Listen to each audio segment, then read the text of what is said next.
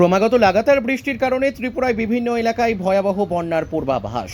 বৃহস্পতিবার থেকে ত্রিপুরার 8টি জেলায় জারি রয়েছে বৃষ্টি ও প্রবল হাওয়া, যার ফলে বিপর্যস্ত হয়ে পড়েছে সাধারণ মানুষের জনজীবন। ত্রিপুরা সিপাহীজলা জেলা বিশালগড় বিধানসভা কেন্দ্রের উত্তর রাউতখোলা এলাকায় টানা বর্ষণের কারণে জলের নিচে তলিয়ে গেল এলাকার সমস্ত কৃষি জমি।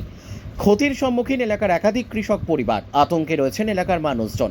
আগামী দুদিন যদি ঠিকই একইভাবে বৃষ্টিপাত হয় তাহলে বন্যায় তলিয়ে যাবে গোটা এলাকা।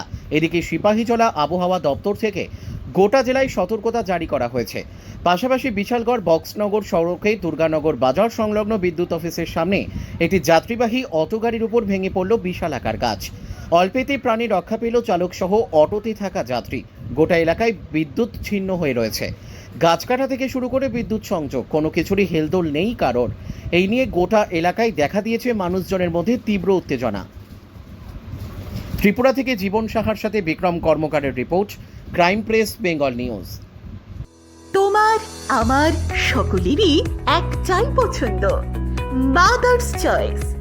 ঘরে সুগন্ধি ভাত, প্রতিদিনের রান্নায় নিখুঁত স্বাদ, চাই উন্নত মানের চাল। তাহলে আর দেরি কেন? আজই যোগাযোগ করুন ধনরাজ অ্যাগ্রো ইন্ডাস্ট্রিজ প্রাইভেট লিমিটেডে।